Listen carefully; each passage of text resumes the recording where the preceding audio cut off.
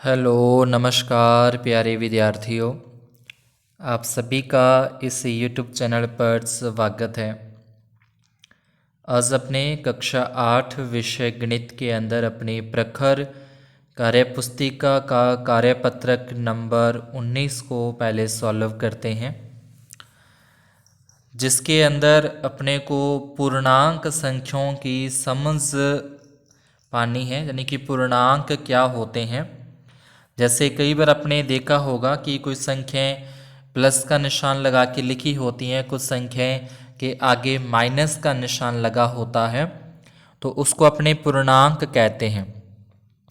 यानी कि जो संख्याएं धनात्मक और ऋणात्मक दोनों रूपों में लिखी जाती हैं तो उनको अपने पूर्णांक कहते हैं।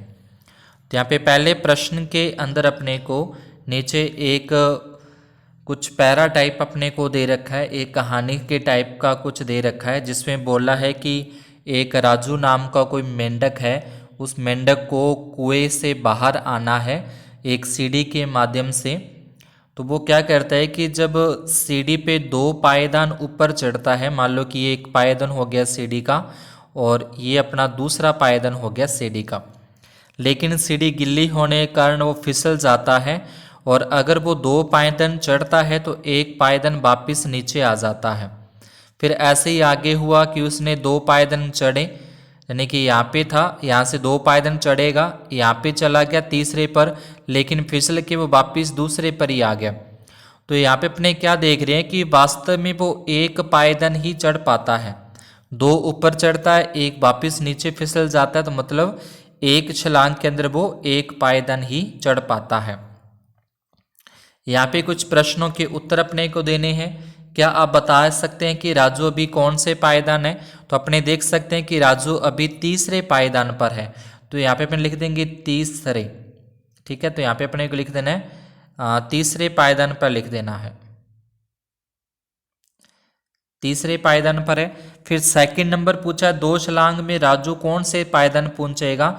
2 छलांग और लगाने का मतलब 2 पायदान वो ऊपर चला जाएगा, तीसरे पर है, 2 छलांग और लगाने से वो 5वें पायदान के ऊपर चला जाएगा, तो यहाँ पे अपन लिख देंगे 5वें। फिर तीसरा है पायदान संख्या 0 से 2 पर जाने के लिए राजू को कितनी छलांग लगानी पड़ेगी? तो उसको 0 से लेकर 2 तक जाना है उसको। जैसे कि अभी वो मान लो कि यहाँ पे है 0 पे, तो एक तो ये जाना पड़ेगा, फिर यहाँ पे जाना पड़ेगा उसको। तो यहाँ पे जाने के लिए उसको कितनी छलांग लगानी पड़ेगी? पायदान अभी 0 पे है, तो 0 से 1 पे और 2 पे, तो उसको कुल मिलाकर 2 छलांग यहाँ पे लगानी पड़ेगी।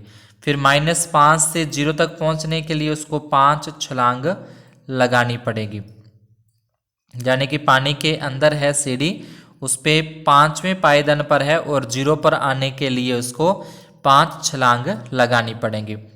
फिर -1 से, तो पहले -1 से वो 0 पे आएगा, फिर वो 1 पे आएगा, तो -1 से 0 तक पहुंचने के लिए भी उसको 2 छलांगे यहाँ पे लगानी पड़ेंगी। ठीक है, -1 पर तो वो है ही, 0 पे आएगा फिर 1 पे आएगा, तो उसको 2 छलांगे यहाँ पे लगानी पड़ेंगी। इसके बाद सेकंड नंबर प्रश्न अपने से पूछा कि पानी का जो जमाव बिंदु है वो 0 से दर्शाता, 0 डिग्री से दर्शाया है। तो यदि माउंट आबू का तापमान जमाव बिंदु से 2 डिग्री नीचे है, जैसे मान लो कि यहाँ पे अपने 0 है, 0 से नीचे 1 और 1 से नीचे 2, 0 से ऊपर जाएंगे ऐसे 1 और 2, तो 0 से ऊपर जाएंगे तो ये प्लस के अंदर लिखा जाता है, 0 से नीचे जाएंगे तो ये माइनस के अंदर लिखा जाता है। तो यहाँ पे अपने को ये बताना है कि -2 डिग्री कम है तो उसको लिखा जाएगा -2। यहाँ पे -10 लिखा है तो उसका मतलब 10 डिग्री क्या हो गया है? कम हो गया है। तो -2 लिखा जाए तो उसका मतलब वो तापमान क्या है? वो 0 से कम हो रही है।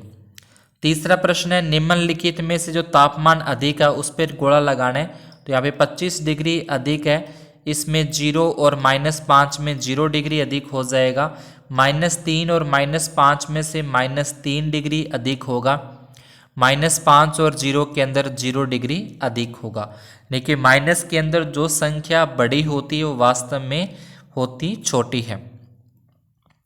इसके बाद नेक्स्ट अपना कार्यपत्रक आता है 20 नंबर। इसके अंदर अपने को दिए गए पूर्णांक संख्याओं को संख्या रेखा के ऊपर दर्शाना है।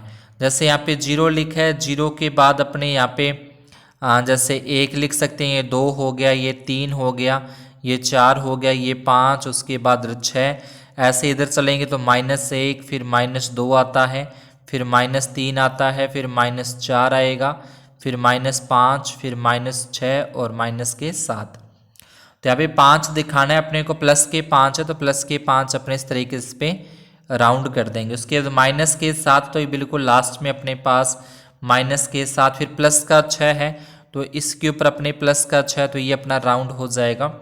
फिर -2 तो इस तरफ यहाँ पे अपने पास -2 है, और 0 तो यहाँ पे 0 आ जाएगा। तो इस तरीके से अपने को ये संख्या रेखा के ऊपर निरूपित करना है, इन संख्याओं को दर्शाना है।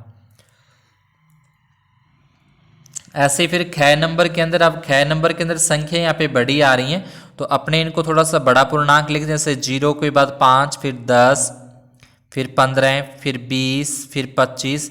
इस तरीके से थोड़ी सी बड़ी संख्या अपने लिख दें तो इधर आ जाएगा -5, फिर -10, फिर -15, फिर आगे -20, -25 इस तरीके से हैं।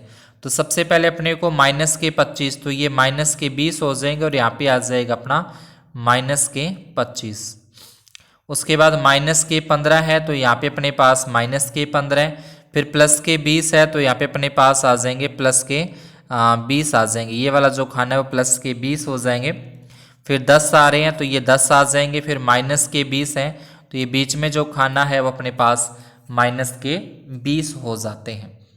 तो ये अपने इसको दर्शा सकते हैं ऐसे। फिर नेक्स्ट जो गैर नंबर अपने को दे रखा है, तो गैर नंबर के ऊपर अपने को 6 के पहाड़ेवार लिख रखे हैं। तो ये एक पैमाना होता है, वैसे तो इसके ऊपर अपने 1 2 3 4 5 6 ऐसे लिखते हैं, लेकिन अगर अपने इस पे 1 2 3 4 ऐसे लिखेंगे तो फिर ये जो गैर नंबर के अंदर अपने को दे रखा है उसको शो नहीं कर सकते, ठीक है। या फिर इसके बीच में अपने शो करने पड़ेंगे तो अपने काफ़ी लंबी लाइन यहाँ पे खींचनी पड़ेंगी। तो उसके अकॉर्डिंग अपने इसको सीधा 6 का गैप दे के लिख दें, जैसे 6 और 6 के बाद फिर 12, फिर 18 इस तरीके से, जैसे 6 लिख गया, फिर 12 आ गया, फिर 18 आ गया, 18 के बाद 24 आता है, यानी कि इस लाइन पे 24 आ जाएगा, फिर इस लाइन पे अपने पास 30। ऐसे ही माइनस के अंदर -6 ले लें, फिर -12, फिर -18, फिर -24। तो इस तरीके से 6 का गैप दे के अपने इसके ऊपर लिख सकते हैं। तो अपने को पहले दिखाना है +12, तो यहाँ पे अपने पास +12 आ जाएंगे, फिर -6 तो यहाँ पे -6 इस तरीके से, फिर -18, उसके बाद ये 30 आ जाएगा और -24। तो ये इसके ऊपर अपने शो कर सकते हैं। दूसरा प्रश्न आता है, दी गई संख्याओं की तुलना करके बताइए कि कथन सत्य है या असत्य है। तो संख्या रेखा पर -8 -10 के दाईं ओर स्थित होता है। जैसे मान लो कि अपने यहाँ पे तो -10 है, ठीक है। इस लाइन के ऊपर अगर अपने इसको माने कि यहाँ पे तो अपने पास -10 है और यहाँ पे अपने पास -8 है, तो ये कह रहा है कि संख्या रेखा पर जो -8 है ना वो -10 के दाईं ओर है। तो ये अपना 10 है, क्या 10 के ये दाईं ओर है, क्या -8 है वो 10 के दाईं ओर है या बाईं ओर है। तो अपने इसको देखते हैं कि ये दाईं ओर है तो सत्य होता है। संख्या रेखा पर -50 -51 के बाईं ओर है। तो जैसे अगर अपने यहाँ पे अब ये ना लिख के यहाँ पे रखें कि ये -51 है, 51 हो जाएंगे, और इधर -50 है, तो ये क्या इसके बाईं ओर स्थित है, क्या -50 51 के बाईं ओर है, तो ये बाईं ओर नहीं ये दाईं ओर है, तो ये असत्य हो जाएगा। सबसे छोटा ऋणात्मक पूर्णांक -1 है, तो ये भी असत्य हो जाएगा। -35 जो है -25 से बड़ा है, तो ये भी बड़ा नहीं है, ये छोटा है। -35 छोटा है और -25 है वो बड़े हैं, तो ये भी असत्य हो जाएगा। फिर तीसरे प्रश्न में -20 से बड़े 5 पूर्णांक लिखने हैं। तो यहाँ पे -20 से बड़े -18, -19, 18, -17 और ऋणात्मक 16 और ऋणात्मक 15। -6 से छोटे 5 पूर्णांक लिखने हैं। तो -6 से छोटे जैसे 7 है, उससे छोटा 8, उससे छोटा माइनस के 9, उससे छोटा माइनस के 10 और उससे छोटा माइनस के 11। फिर पांचवें प्रश्न के अंदर अपने को प्रवृत्ति लिखना है। तो किसी भी संख्या का प्रवृत्ति लिखने के लिए उसमें +1 करते हैं। किसी भी संख्या का प्रवृत्ति लिखना हो तो उसके अंदर +1 किया जाएगा, उसमें 1 जोड़ा जाएगा। जैसे 10 में 1 जोड़ दिया 11, 82 में 1 जोड़ देंगे तो 83 हो जाएंगे, -51 में 1 जोड़ेंगे ना, 1 प्लस करेंगे तो 50 आ जाएगा माइनस का। -39 में प्लस के 1 जोड़ेंगे ना तो ये माइनस के 38 हो जाएंगे। और पूर्ववर्ती का मतलब होता है उसमें से -1 करना। पूर्ववर्ती मतलब होता है -1 करना। -37 और -1 माइनस के 38। 49 में से 1 माइनस करेंगे तो 48 आ जाएगा, 48। इसमें -1 करेंगे तो ये माइनस के 312। और 437 में -1 करेंगे तो 436 आता है। तो परवर्ती का मतलब होता है +1 करना और पूर्ववर्ती का मतलब होता है -1 करना। तो इस तरीके से अपनी परवर्ती और पूर्ववर्ती वाली जो है उसको फिल कर देंगे। बाकी की जो कार्यपत्रक है वो कुछ डायग्राम के बारे में है, 3D आकृतियों के बारे में, जो कि अपने करेंगे नेक्स्ट क्लास में। अगर आपको ये सवाल समझ में आए हो तो वीडियो को लाइक और चैनल को सब्सक्राइब जरूर करें। अपने फ्रेंड्स के अंदर शेयर करना न भूलें। धन्यवाद और शुभ दिन।